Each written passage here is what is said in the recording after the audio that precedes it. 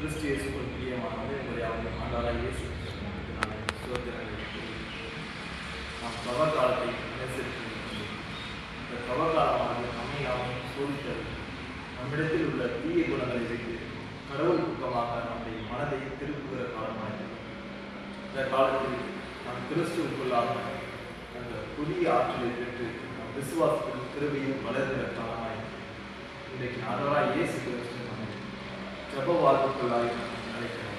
வாசிக்கலாம். மத்தேயு 7ஆம் அதிகாரம் 7 முதல் 8 வசனங்கள். மத்தேயு 7ஆம் அதிகாரம் 7 முதல் 8 வசனங்கள். தேடுங்கள் அப்பொழுது உங்களுக்கு கொடுக்கப்படும், தேடுங்கள் அப்பொழுது கண்டடையும், கட்டுங்கள் அப்பொழுது உங்களுக்கு தரப்படும். ஏனென்றால் கேட்கிற எவனும் பெற்றுக்கொள்ளும், தேடுகிறவன் கண்டடையும், கட்டுகிறவனுக்கு தரப்படும். அன்பார்களே, இந்த வசனங்களை வாசித்த பிறகு அனைவருடைய ஒரு கேள்வி விட்டார். நான் கடவுளிடத்தில் கேட்டால்தான், நான் கடவுளிடத்தில் தேடினால்தான், நான் கடவுளை நோக்கி கூப்பிட்டால்தான் கடவுள் எனக்கு உதவி செய்வாரா, கடவுள் எனக்கு என் ஜபத்திற்கு பதில் செய்வாரா? நாம் கேட்டாலும் கேட்காவிட்டாலும் கடவுள் நம்முடைய வாழ்க்கையில் தொடர்ந்து செயல்பட்டு கொண்டே இருக்கிறார். ஆகிலும் அவர் நாம் கேட்க வேண்டும் என்று எதிர்பார்க்கிறோம்.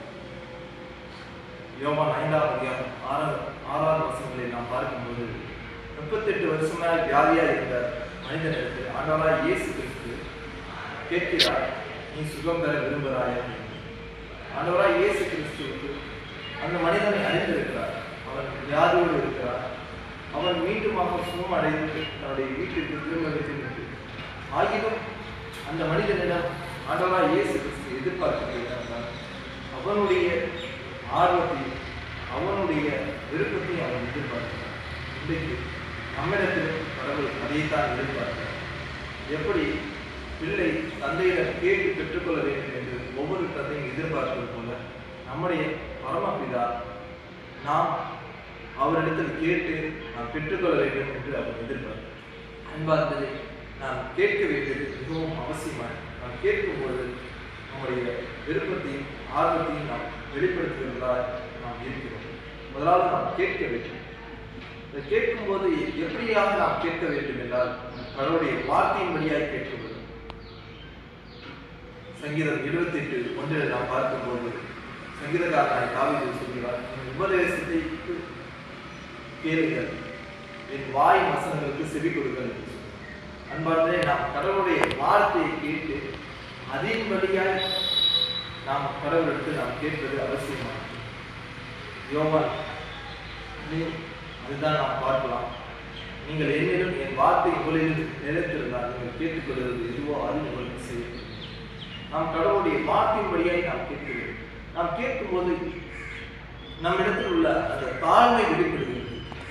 நாம் கடவுளை நாம் விசுவாசித்து என்னிடத்தில் குறைவு இருக்கிறது, நான் நிறைவேற விரும்புகிறேன் என்பதை நாம் ஒப்புக்கொள்கிறோம்.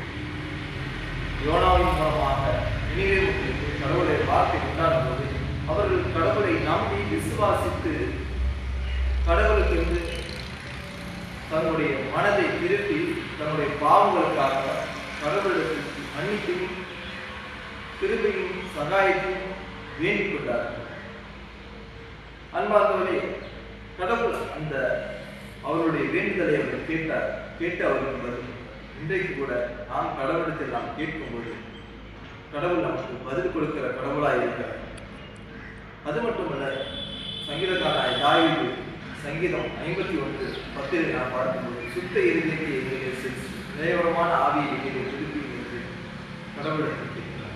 இன்றைக்கு கூட நாம் நம்மிடத்தில் உள்ள குறைகளை நாம் நிறைவாக்கும்படியாக அந்த பூரண கடவுளிடத்தில் நாம் கேட்க வேண்டியது அவசியமாக இருக்கிறது. நாம் மட்டுமல்ல, நம்முடைய நலனுக்காக மட்டுமல்ல, நம்முடைய சுற்றுப்புறத்தார், நம்முடைய நண்பர்கள், நம்முடைய திருச்சபை மக்கள் ஒவ்வொருவருக்காக நாம் கடவுளை நோக்கி நாம் கூப்பிட வேண்டியது, கேட்க வேண்டியது அவசியமாக இருக்கிறது. இரண்டாவது நாம் பார்க்கிறோம் தேடுதல். தேடுதல் என்பது நம்முடைய விடா முயற்சியை காண்பிக்கிறது. இந்த தேடுதல் என்பது அதற்கென்று நாம் நேரத்தை ஒதுக்கி நம்முடைய வேலையெல்லாம் விட்டு அதற்கு நாம் முன்னுரிமை கொடுத்து அவைகளையும் நாடிட்டு இன்று நாம் ஆண்டவராகிய இயேசு கிறிஸ்துவை நாம் முக்கியத்துவம் கொடுத்து அவரை நாம் தேடுகிறோமா என்பதை நாம் சற்று சிந்தித்து பார்ப்பது அவசியமாக. நாம் உலகத்தில் உள்ள எல்லா காரியங்களையும் நாம் செய்து முடித்த பிறகு கடைசியாக கடவுளுக்கு வருகிறோமா, இல்லை முதலில் நாம் கடவுளை தேடின பிறகு மற்றவர்களை நாம் நாடுகிறோமா என்பதை நாம் சற்று சிந்தித்து பார்ப்பது அவசியமானது. இந்த தவ காலத்திலே அநேகர் உணவையும் நேரத்தை எல்லாம் தவிர்த்து கடவுளுடைய சமூகத்தில் வர இருக்கிறார்கள். அவையெல்லாம் சிறந்தது. அவைகளிலே நாம் கடவுளை நாம் முக்கியத்துவப்படுத்துவது மிகவும் அவசியமாயிருக்கிறது. வசனம் சொல்லுகிறால் தேவனுடைய ராஜ்யத்தை நீதியை தேடு, அப்பொழுது இவையெல்லாம் உங்களுக்கு கூட. அன்பார்களே, நாம் கடவுளுடைய ராஜ்யத்தின் பிள்ளைகளாக இருக்கிறோம். நாம் கடவுளுடைய மக்களாக இருக்கிறோம். அந்த ஆண்டவருடைய சித்தத்தை, அவருடைய நோக்கத்தை இந்த பூமியிலே நம்முடைய வாழ்க்கையில செய்யும்படியாய் நாம் அவரை நாம் தேட வேண்டும். எரேமியா 29:13 சொல்லுகிறது, முழு இருதயத்தோடு என்னை தேடினீர்களால் கண்டடைகிறது. அன்பார்களே, இன்றைக்கு நம்முடைய இருதயம் யாரை தேடுகிறது, யாரை நாடுகிறது என்று சற்று சிந்தித்து பார்க்கிறோம். நாம் கடவுளை சார்ந்த செயல்களை நம்முடைய இருதயம் ஆவலோடு அதை நாடி தேடி செல்கிறதா, அவருடைய வார்த்தைக்கு நாம் இடம் கொடுக்கிறோமா என்று நாம் சற்று சிந்தித்து பார்க்க வேண்டியது அவசியமாக இருக்கிறது. சங்கீதம் 1 நாம் பார்க்கும்போது, இரவும் போதும் கர்த்தருடைய வேதத்தில் பிரியமாக இருக்கிற மனுஷன் பார்க்கிறார். நம்முடைய இறுதியும் இரவும் போதுமாக அவருடைய வேதத்தை, அவருடைய சித்தத்தை, அவருடைய நோக்கத்தை நிறைவேற்றுவதா இருக்கிறதா என்று சற்று சிந்தித்து பார்க்க வேண்டியது அவசியமாக இருக்கிறது. நாம் அப்படி நாம் தேடும்போது, நம்முடைய இறுதியும் அவரை தேடும்போது அவரை நாம் கண்டடையும். கடைசியாக தட்ட வேண்டும் என்பது நாம் கதவு திறக்கும் வரை நாம் தட்ட வேண்டும். இது நம்முடைய நீடித்த பொறுமையோடு கூடிய விசுவாசத்தை காண்பிக்கிறது. நம்மிடத்தில் எத்தனை பேருக்கு பொறுமையோடு கூடிய விசுவாசம் இருக்குது என்று சற்று சிந்தித்து பாருங்கள். நாம் கடவுளத்தில் நாம் ஒன்றை கேட்கிறோம், அதை பெற்றுக்கொள்ள தாமதமாகும் போது, அதற்கான கால சூழல்கள் நேரிடும் போது நாம் கடவுளை நாம் கோபித்துக் கொள்கிறோம். அநேக வேளையில கடவுள் எனக்கு தர மறுக்கிறார் என்று நாம் எண்ணிக்கொள்கிறோம். ஆனால் அப்படி இல்லை. கடவுள் நாம் கேட்பதற்கு அவர் பதில் கூறுகிறவராக இருக்கிறார். நான் கேட்பதற்கு வேண்டுவதற்கும் அதிகமான காரியங்களை கடவுள் நமக்கு செய்கிற ஒரு கடவுளாக இருக்கிறார். பிரசங்கி 3:11 நாம் பார்க்கும்போது, அதின் காலத்திலே கர்த்தர் அதை நேர்த்தியாய் செய்கிறார். நாம் கடவுளத்தில் நாம் ஒன்றை நாம் கேட்கும்போது அதற்கான காலதாமதம் ஆகிறது என்றால் கடவுள் அதற்கான நேரத்தை வைத்திருக்கிறார், காலத்தை வைத்திருக்கிறார். ஆகவே நாம் தொடர்ந்து நாம் கடவுளத்தில் கேட்க வேண்டும். நாம் சோர்ந்து போக வேண்டாம். நாம் கடவுளை நாம் நம்புகிறோம். நம்முடைய விசுவாசத்தில் நாம் நிலைத்திருப்பதாக இருக்க வேண்டும். நாம் விசுவாசத்தில் நாம் நிலைத்திருந்து நாம் கடவுளுக்கு நாம் கேட்கும்போது நிச்சயமாக அதை பெற்றுக்கொள்வோம். இன்னும் சொல்ல போனால் அதின் காலத்தில் கர்த்தர் நமக்கு தகுந்த நேரத்தில், தேவைப்படுகிற நேரத்தில் அவர் சரியாய் செய்வார் என்பதை நாம் நம்ப வேண்டும். அதை நம்மால் புரிந்து கொள்ள முடியாவிட்டால் அதில் நாம் விசுவாசம் வைக்க வேண்டியது அவசியமாக இருக்கிறது.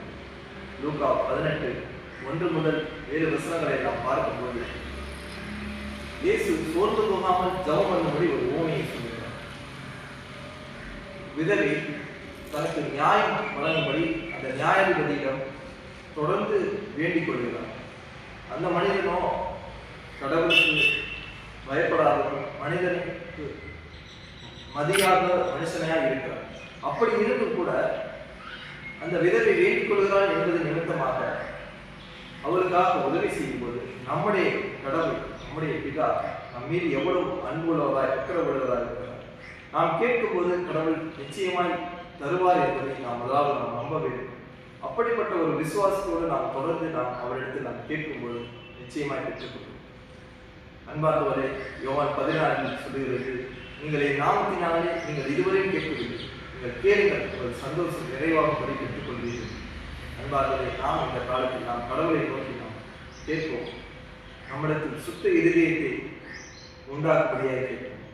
நாம் முழு இருதயத்தோடு அவரை தேட நாம் முயற்சி செய்வோம். அவர் நம்முடைய வாழ்க்கையில் கிரியை செய்ய நாம் அவருக்கு இடம் கொடுக்க விசுவாசத்தோடு நாம் காத்திருக்கோம்.